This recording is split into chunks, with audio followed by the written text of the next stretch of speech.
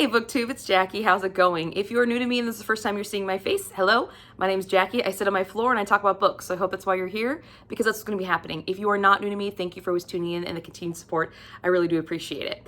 If you like what you see, please thumbs up, subscribe, the whole 9 yards, and all that jazz. It really does help my channel out.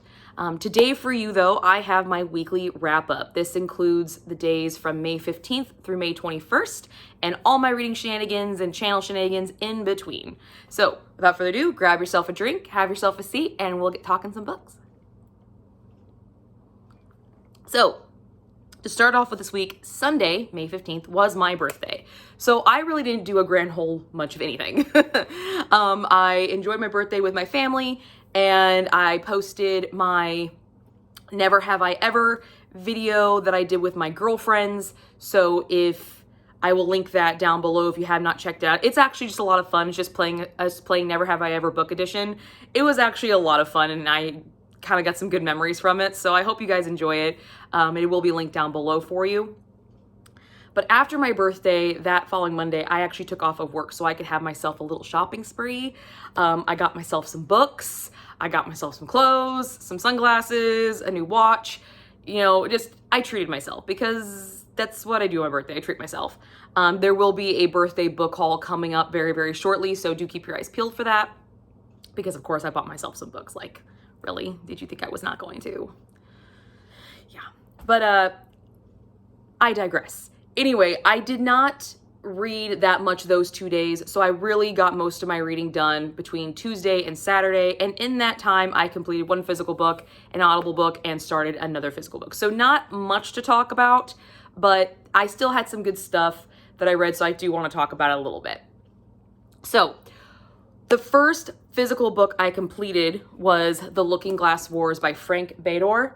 This was my Red Witch and Bitchin' book club book of the month, technically for April, but Shayla didn't end up reading it, so we didn't get to talk about it in May, so we're going to talk about it in June with our next month's pick as well. But I actually really enjoyed this. This is the first installment in the Looking Glass Wars trilogy. This is an Alice in Wonderland retelling. I gave this one 3 stars. It could have been a 4-star. I'm still kind of debating on it, but let's just break it down. So the synopsis of this book is Wonderland is a real place. Actually, let's put this here so we actually know what I'm talking about. I'm trying to remember to do this, guys, and I'm really bad at it. So, there, stay. We're hoping it'll stay. Anyway, so the synopsis of this book is that Wonderland is a real place, and Alice is a real girl. Her name is Alice Hart. She is the princess of Wonderland, and on her 7th birthday, her evil aunt, Aunt Red, as the Queen of Hearts, as we all know, comes in and takes over Wonderland. And Alice has to escape through the Pool of Tears with Mad Hatter Madigan. So the Mad Hatter, that's where we get Mad Hatter. And they fall through this portal, which is the Pool of Tears, and they get separated.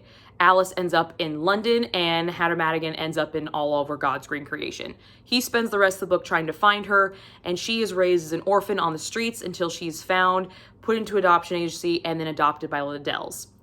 And as she's growing up, she's still holding on to this Wonderland concept, and people think she's just making it up. It's just a child making up stories. And she comes across a deacon, and he likes her story, and he writes it down. And that is the Alice in Wonderland Through the Looking Glass story that we're all familiar with, except he got everything backwards and wrong. So Alice is at her wit's end. She finally just rips up all of her drawings of Wonderland and basically gives up hope on the idea that Wonderland is real, and maybe it was just all in her imagination.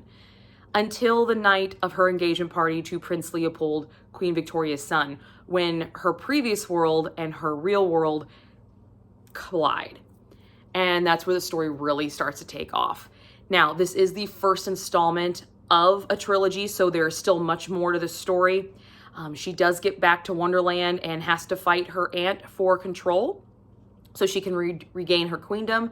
And there's all these different shenanigans that go on between. It was really fun. It was a really interesting concept. I enjoyed it. I had a good time with it. I'm really looking forward to continuing with the rest of the series. I do plan on picking up the rest of the series because I did enjoy it so much.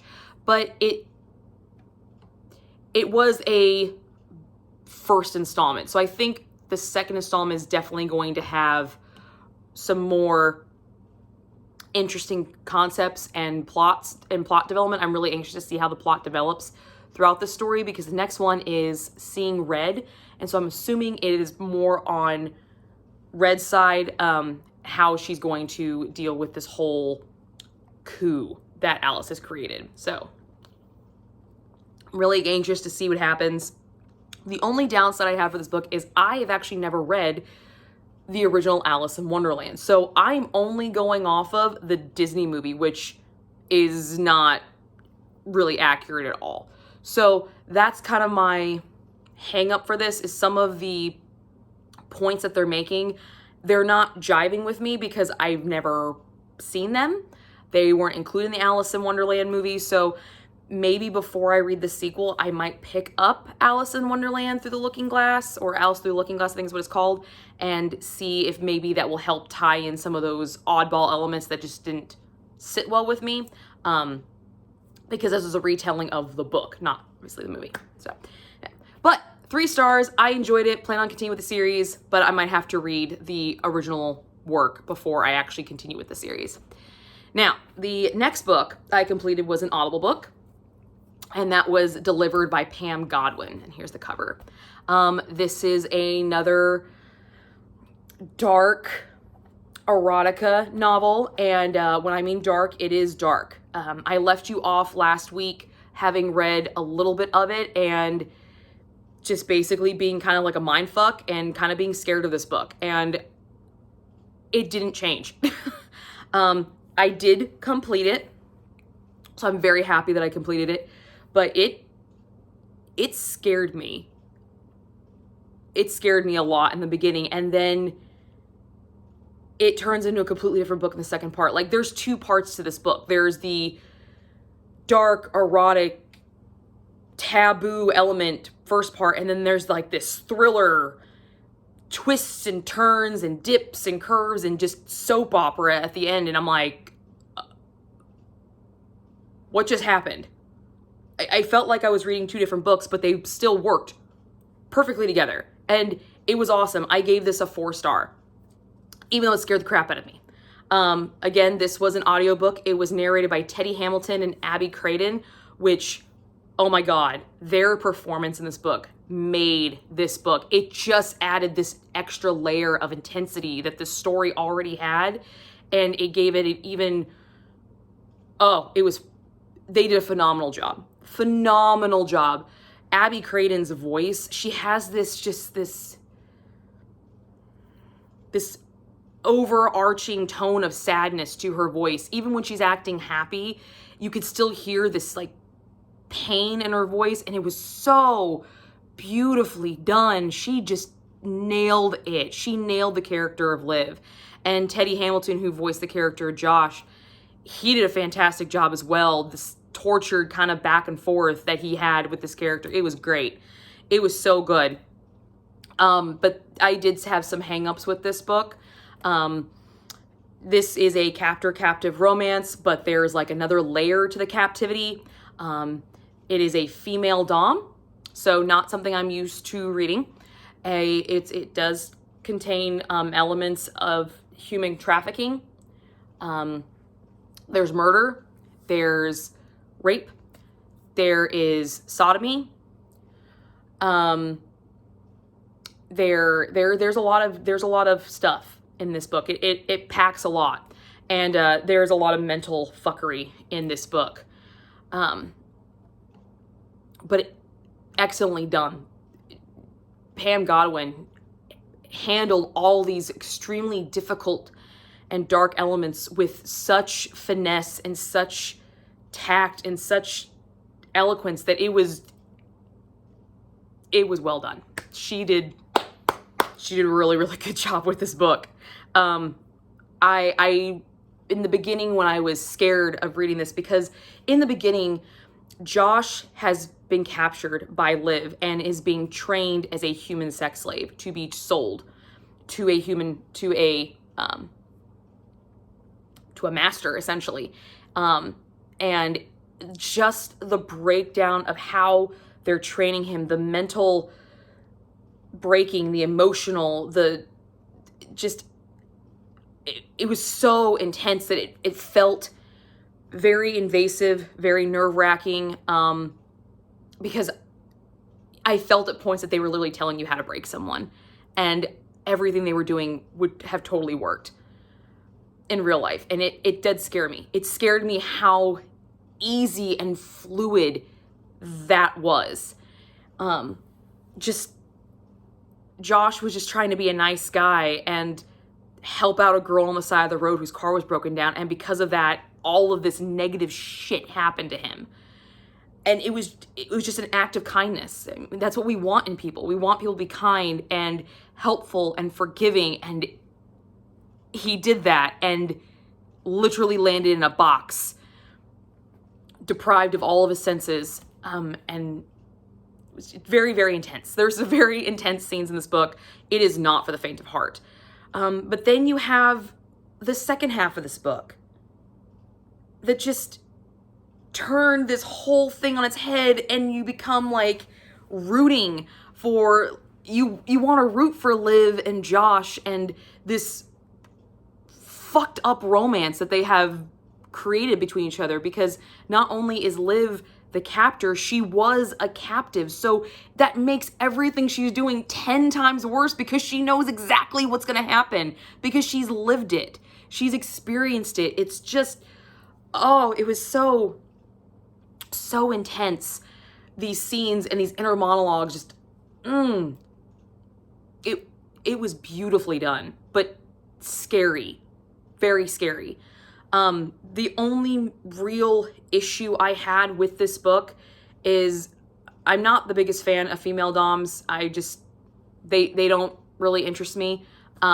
So that was one thing, but that was easily overcome because I really like the character of Liv. So I got over that very, very quickly. I was like, whatever, I can live with that. But with as dark as this book was, and as taboo as this book was, and without giving away any spoilers in this book, there is an element to this book that seriously bothered me. And had I known about it, if I would have known about it, I would have known the big climax ending, and I probably wouldn't have read the book because I knew the ending. But despite that, had I known, there are no innocents in this book. There's, no, I stand corrected. I sit corrected, sorry. There are, but there's very, very few. There's very, very few innocents in this book. And so when you look at the degree of who is the worst of the worst, when it comes to fruition, the worst of the worst is not the one I thought it was going to be. And this is completely personal. This is just me. This probably has no bearing on anybody else, but this was the reason the only issue I had a problem with this book is because this personally affected me, is that the worst of the worst person in this book was supposed to be the best of the best.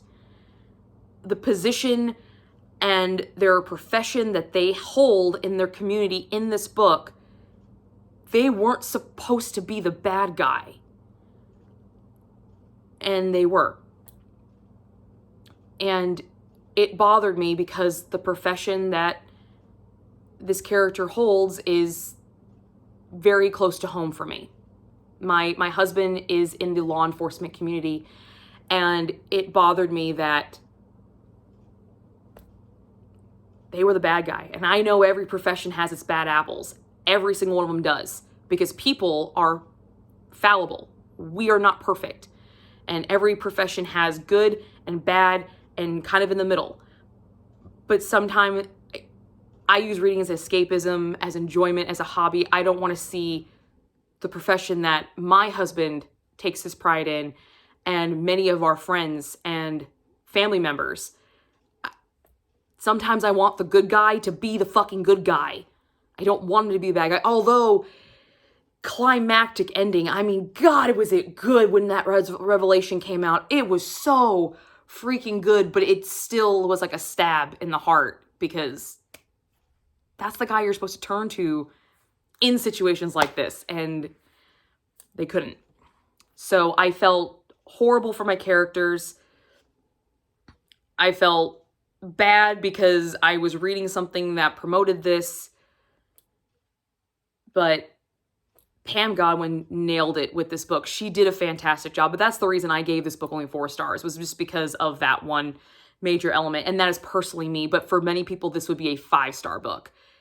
Hands down, because it was well written, it was well executed, damn good fucking story, kept you on your toes, great romance, great sex scenes. Even if you are not into female doms and male subs, still fantastic sex scenes, because he was what I would think would be an alpha sub, still very much in control, but yet he's the one in the chains. But it was well executed. It was just that one element for me, but I thoroughly enjoyed this. And even despite that one element, I think I'm still going to continue with this series, just because I really like the way Pam wrote. I think she did an excellent job, and I want to see some more of her work. Definitely liked her a lot. That was just more of a personal element for me. But that's neither here nor there. I still really, really enjoyed this book. After I got done with that, I'm kind of getting a little wore out on the BDSM romances. But then again, I just got a new shipment of books that are all mafia romances. So I'm just like, well, fuck that idea.